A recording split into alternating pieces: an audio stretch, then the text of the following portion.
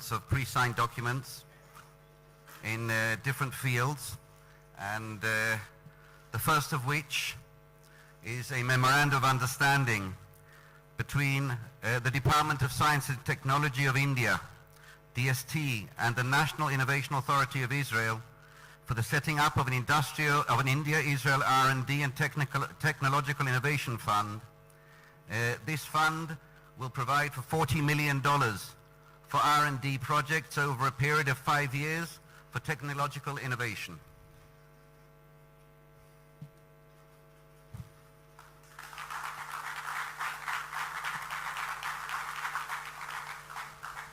The next three documents relate to the issue of space.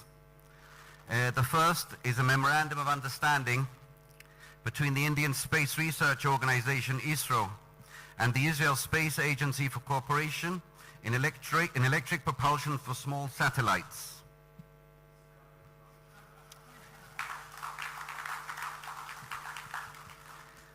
The second is a memorandum of understanding between ISRO and the Israel Space Agency for cooperation in GEO-LEO links.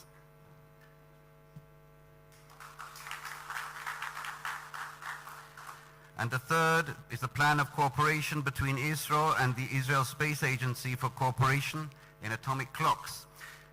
I should add that the space field, the sphere of space has been identified, as we've heard over the last 2 days by the two prime ministers, as being one of the cutting edge spheres in which our two countries will make every effort to cooperate together.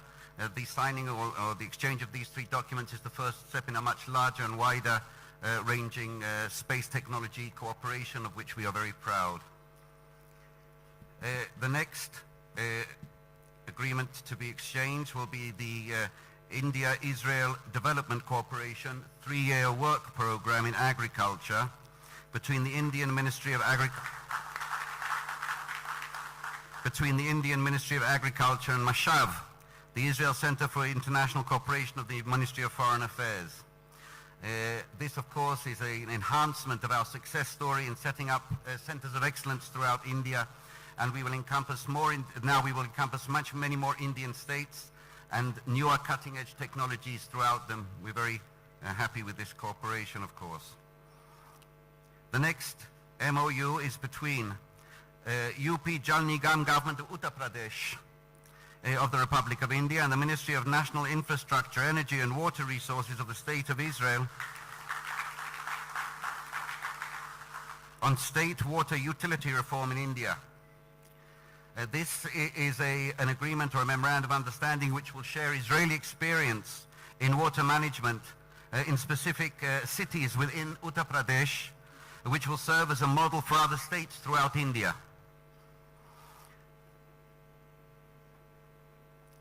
I would now ask, if possible, that the two ambassadors leave the stage, and in their place, I would like to invite the two Director Generals of the Ministry of Foreign Affairs of India and the Ministry of Foreign Affairs of Israel, Foreign Secretary Subramanian Jaishankar and the Director General of the Ministry of Foreign Affairs, Yuval Rotem, for the next two documents. The first is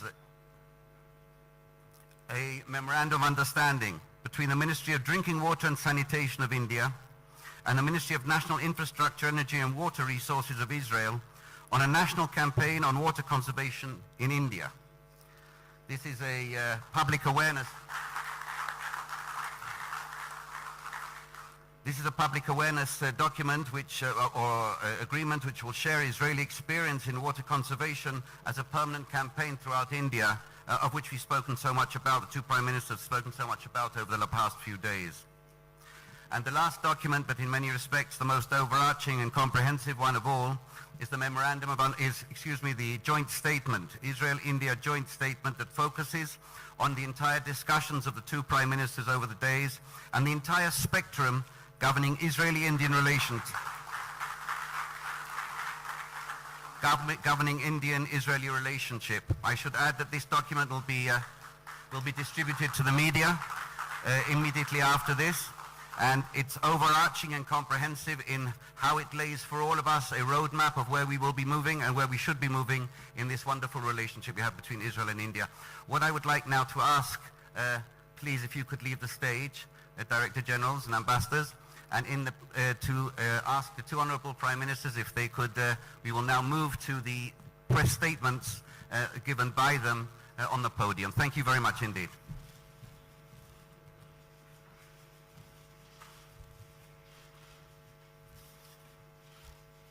What a great day. The first day of a historic journey. Your visit, my friend Prime Minister Modi, to Israel. You are making history. We're making history together. This is a deeply moving moment for me, both in personal, but also in national and international terms. Personal, well, I can tell you, I told this to Prime Minister Modi yesterday, that almost 30 years ago I went on a date in Tel Aviv in an Indian restaurant and produced two fine children.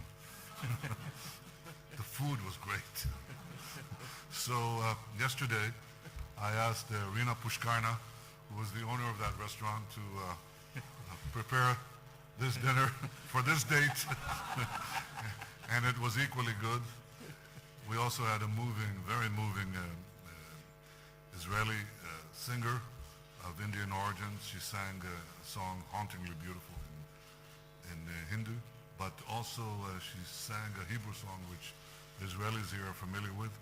It's called Ani Va'ata Neshane et Ha'olam. You and I will change the world.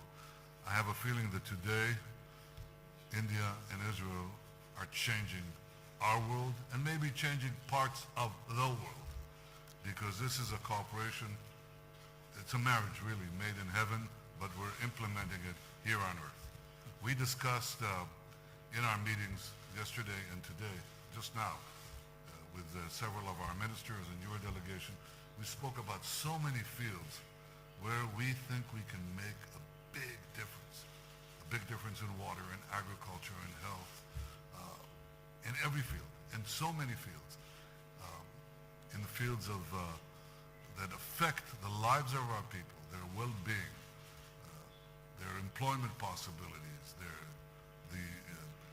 longevity of their lives, and how they live it. So we have decided, because Prime Minister Modi and I are, I think, not only wedded to visions, but we like to have our feet connect. We try to look to the distance, but have our feet firmly planted on the ground. We have empowered our staff to bring us concrete plans in these diverse areas by the 1st of January. So this is very practical. We're going to seek to bring to fruition these various areas which can truly revolutionize our relationship, but also the lives of many, many millions of people. Both in India, it's many hundreds of millions of people, but we're talking about beyond that even. We're talking about also cooperation in third countries and actually working together to better the future of the people of Africa. India is present there, Israel is present and coming into Africa, and we think that by joining forces in various areas that I just discussed and others, we can help the people of Africa as well. So this is very, very exciting, and it tells you how we are seizing the future. We also recognize that we are being challenged. We're being challenged by the forces of terror, the forces of terror that seeks to undermine our world, our countries, the peace and stability of our common civilization. And we have agreed to cooperate in this area as well. I have to say that from this meeting, we shall be meeting young Moshe Holtzman, who was a survivor of the horrible terrorist attack in Mumbai. And I thank you, Prime Minister, for making this important gesture. But this is an expression of our commitment to fight the bad and work for the good. And I think this is what marks this visit. It's a partnership to seek the good, to defend the good, to achieve the good. And this is a good day. Welcome, my friend, Prime Minister Narendra.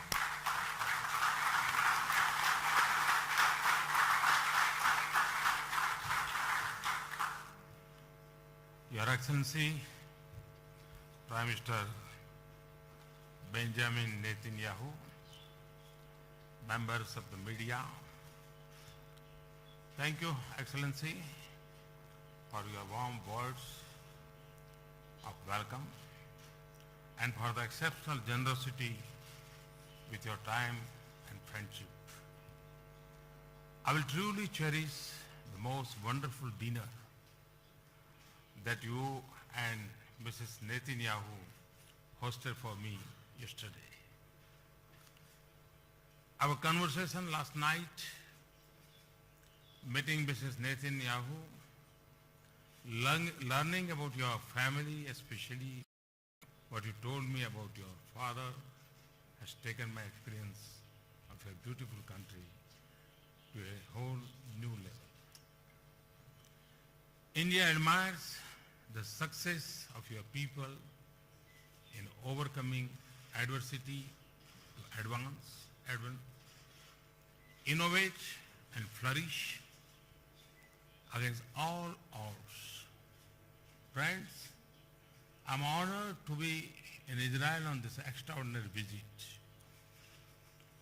In our modern journey, our paths have been different, but our belief in democratic values and economic progress has been a shared pursuit. This visit is an occasion to rejuvenate the bonds of our friendship, to compose a new chapter in our ties, and to jointly venture toward new horizons of engagement. Prime Minister Netanyahu and I have had productive discussions covering an extensive menu of issues, not just on areas of bilateral opportunities, but also how our cooperation can help the cause of global peace and stability.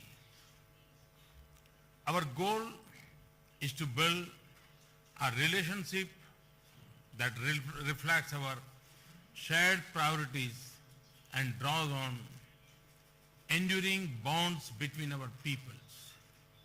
Friends, Israel is among the leading nations in the field of innovation, water, and agricultural technology. These are also among my priority areas in India's development. We agreed that efficiency of water and resources use, water conservation and its purification, productivity increase in agriculture are key areas in deepening our bilateral cooperation. We are of one view that together our scientists and researchers would develop, build, and implement mutually beneficial solutions in the field. Our decision to establish a bilateral technology innovation fund worth $40 million for research in industrial development will help us in achieving this goal. We regard thriving two-way trade and investment flows as the bedrock of a strong partnership. Prime Minister Netanyahu and I agreed on the need to do more in this direction.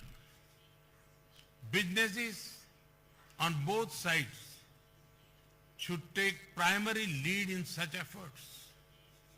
This would also be our message to the CEO Forum tomorrow. Friends, India and Israel live in complex geographies. We are aware of strategic threats to regional peace and stability. India has suffered first-hand the violence and hatred spread by terror. So as Israel. Prime Minister Netanyahu and I agreed to do much more together to protect our strategic interests and also cooperate to combat growing radicalization and terrorism, including in cyberspace. We also discussed the situation in West Asia and the wider region. It is India's hope that peace, dialogue and restraint will prevail. Friends, our people hold natural affinity and warmth for each other. The Indian origin Jewish community reminds us of these bonds. It also serves as a bridge to a shared future. In recent years, we have been receiving a large number of Israeli tourists in India. At the same time, more and more Indian students are choosing to pursue advanced academics and research in your best universities. I am confident that the strength of these links, old and new, will hold us in good stead as we forge a partnership for the 21st century. Friends, around 150 kilometers from here, there is a slice of history in the city of Haifa in Israel. That is very dear to my country. This is the final resting place for 44 of the Indian soldiers who sacrificed their lives during World War I in liberate that city. Tomorrow, I will travel to Haifa to pay homage to our brave Indian soldiers. Excellency Netanyahu, it has been a productive and memorable 24 hours in Israel. I'm sure the rest of my stay would be equally exciting. Let me also take this chance to invite you and Mrs. Netanyahu and your family to visit India.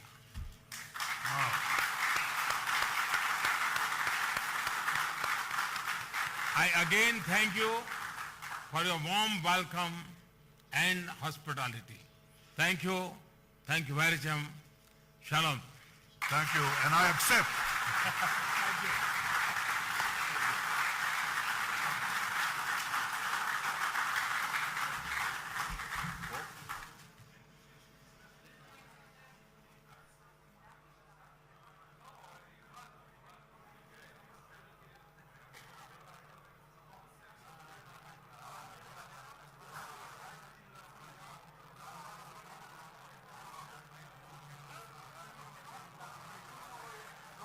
आप क्या